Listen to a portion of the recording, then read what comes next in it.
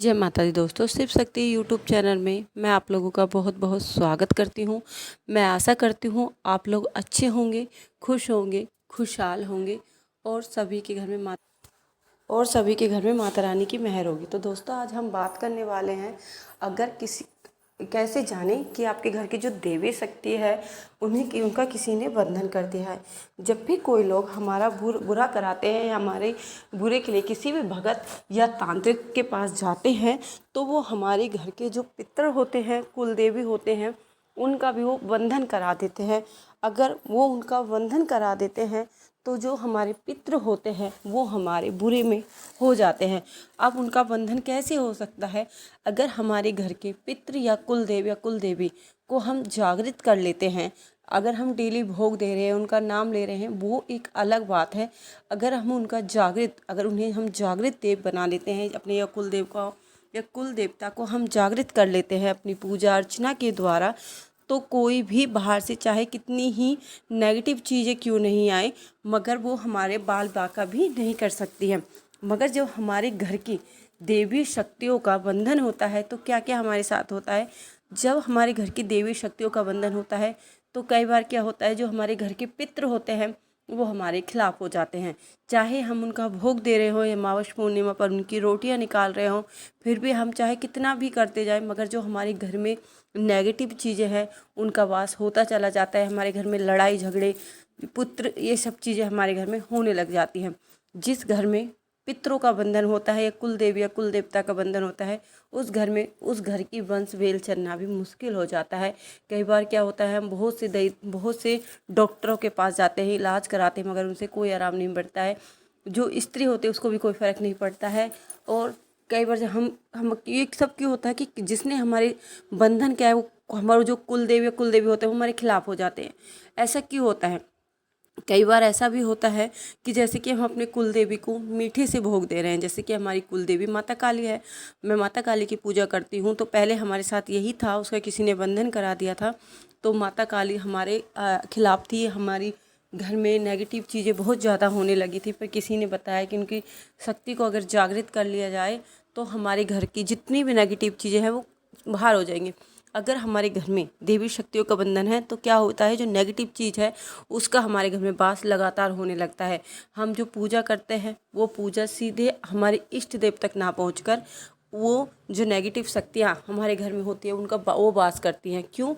उनको भोग भी वही लेती है, क्योंकि हमारे जो, अगर आप देवी शक्तियों को अपनी, जैसे अपनी कुल देवी को भोग दे रहे हैं, मगर आपकी कुल देवी भोग ना लेकर जो नेगेटिव शक्ति हमारे खिलाफ है वो भोग लेना शुरू कर देती है, क्योंकि हमारे कुल देवी और हमारे पितरों का बंधन कर दिया जाता है।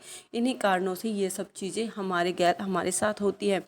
कई बार तो जब लोग हमारे पितरों का बंधन कर देते हैं तो जो हमारी कुल देवी या हमारे पितर होते हैं वो हमारी जान तक के भी दुश्मन बन जाते हैं। कई बार हमारे घर में अनहोनी अपने आप होने शुरू हो जाती है, अचानक किसी की मृत्यु हो जाती है, अचानक एक्सीडेंट हो जाता है, और कई बार तो ऐसा यहाँ तक भी हो जाता है कि इंसान एक दूसरे को देख नहीं पाता है और मरने मारने के लिए भी तैयार हो जाता है। ये सब लक्षण होते हैं जब कोई हमारी घर की शक्तियों को बांध देता है। अब हम अपनी घर की शक्तियों को बंधने से कैसे बचा सकते हैं वो मैं आप लोगों को बता देती हूँ। हमें सबसे पहले अपने पितरों की, अपने कुल देवी और कुल देवता की अपने घर में स्थापना करनी होती है। जिस प्रकार हम अपने घर में पितरों की स्थापना करते हैं, उनका एक स्थान बनाते हैं, उसी प्रकार हमें भी अपने घर में अपनी कुल देवी और कुल देवता का भी प्रॉपर स्थान बनाना चाहिए। अब हम उनका स्थान कैसे बनाएं, उन्हें जागृत करें? पहला माध्यम होता है गुरु के माध्यम से।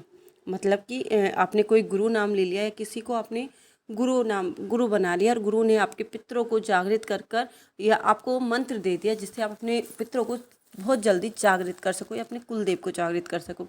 एक तो ये जरिया होता है। दूसरा होता है किसी भगत द्वारा, कोई भगत आया, उसने हमारे कुल देवी या कुल देवता की पूजा की, अर्चना की और हमें उसके नियम बता दिए कि हमें किस तरह से इनकी पूजा पाठ करनी है, कब इन्हें भोग देना है, कब इनका मंत्र जाप करना है। ऐसे करने से भी हमारे जो पितृ होते हैं, पितृ या कुलदेवी, वो जागृत हो जाती है। और पांचवा होता है साधक के द्वारा, जो घर में मंत्र जाप कर रहा है या पूजा पाठ कर रहा है। हमें अपने जो कुलदेवी या कुल देवता की शक्ति होती है, अगर उसे हम जागृत कर ले तो बाहर से तांत्रिक या भगत कोई कितना भी हमारे घर में नेगेटिव चीज़ें भेजने की कोशिश करे, प्रयत्न करे, मगर वो कभी सफल नहीं होता है। वो चाहे कितनी ही गंदी चीज़ हमारे घर में क्यों ना भेजे, अगर हमारे जो देव है, कुल देवी या कुल देवता जो जागृत है, वो उनका सामना करने के लिए तत्पर रहते हैं। हाँ, हमारा अगर बहुत ज़्यादा ही हैवी चीज़ है तो उसका इफ़ेक्ट होगा हमारे परिवार पे, ऐसा नहीं कह रही कि मैं बिल्कुल नहीं होगा, उसका इफ़ेक्ट होगा मगर बिल्कुल ना के बराबर होगा। ठीक है, ऐसा नहीं कि हमारे घर में बर्बादी शुरू हो जाएगी जो हमारी कुलदेवी और कुल देवता को सिद्ध होने से पहले हो रही थी। ठीक है, तो साधक के द्वारा भी हम अपने कुल देवी या कुल देवता को जागृत कर सकते हैं। ऐसा हो कि किसी ने अपने इष्ट देव को जागृत कर रखा हो जिसकी वो पूजा करता है, चाहे भोलेनाथ हो, जब माता काली हो, या कोई भी हो जो उसने इष्ट देव बनाए, बालाजी महाराज हो। जिस प्रकार व्यक्ति व्यक्ति की बात मानता है, उसी प्रकार अगर आपका इष्ट देव आपसे प्रसन्न है, आपके द्वारा जागृत किया हुआ है, तो वो आपके कुल देवी और कुल देवता को जागृत करने में बहुत जल्दी आपकी मदद करता है, आपका मार्गदर्शन करता है और उनको बहुत जल्दी वो जागृत करवा देता है। अगर वो जागृत हो जाते हैं तो इसीलिए ही कहा जाता है कि हमें एक ही शक्ति, एक को ही अपना इष्ट बनाना चाहिए, एक को ही इष्ट बनाकर उसे लगातार हमें उसकी पूजा अर्चना करनी चाहिए। ऐसा नहीं कि आज आपने माता काली को अपना इष्ट बनाया और अगले दिन आपने माता काली को 11 दिन सेवा की, 21 दिन सेवा की और उसका कोई फल ना मिलने पर आपने निराश होकर, या आपने सिर्फ उसमें घमंड में, अरे इसकी मैंने पूजा की मगर मुझे कोई फल नहीं मिला, आपने दूसरा इष्ट बना लिया। अगर आप ऐसे ही अपने इष्टों को बदलते रहोगे, चेंज करते रहोगे, तो आपके घर में नेगेटिव तो जो चीज़ें हैं वो बढ़ती जाएंगी, उनको रोकने वाला कोई नहीं हो सकता। अगर आपको अपनी घर की चीज़ों की, अपनी घर की शक्तियों की रक्षा करनी है तो सबसे पहले आपको अपनी घर की शक्तियों को जागृत करना होगा।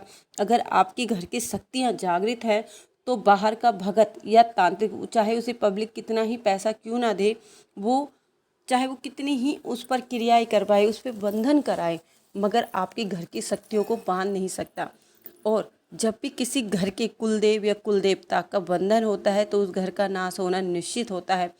ठीक है, आप लोग देखते भी होंगे, किसी घर में आपने देखा होगा बहुत लोग बहुत मेहनत करते हैं, दिन रात मेहनत करते हैं, उनके घर में कोई नशा नहीं करता है, किसी तरह का उस घर में कोई ऐब नहीं होता है, न जुआ शराब नशा कुछ ऐब नहीं होता है, फिर भी वो व्यक्ति हर टाइम दुख पाता रहता है, हर टाइम उसे दुख होता है, उसके घर में बिना बात के लिए कभी भी झगड़ा हो जाता है, कभी आपस में प्यार नहीं होता, मोहब्बत नहीं होता है। तो ये सब चीज़ें किस चीज़ का लक्षण होती है? ये सब चीज़ें इसी चीज़ का होती है कि जो हमारे घर की शक्ति हो उनका बंधन कर रखा है। अगर हमारे घर की शक्तियाँ मजबूत है ना, तो हमारे घर में किसी भी तरह की नेगेटिव चीज़ें आ ही नहीं सकती। अगर आ भी गई है तो वो बहुत जल्दी हम उनसे छुटकारा पाते हैं। अगर हमारे घर के पितरों का या कुल देव का बंधन हो जाता है तो कई बार आपने देखा होगा, कोई नेगेटिव अगर छोटी सी भी शक्ति है और उनका बंधन हो चुका है तो वो शक्ति धीरे धीरे मजबूत होते चली जाती है और उसे आप चाहे कितनी ही कोशिश कर लो घर से नहीं जाती है। तो दोस्तों, आज के लिए इतना ही। हम मिलते हैं अपनी अगली वीडियो में। उस टाइम तक हमारे चैनल के साथ बने रहिए, हमारे चैनल को ऐसे ही प्यार देते रहिए। जय माता दी दोस्तों।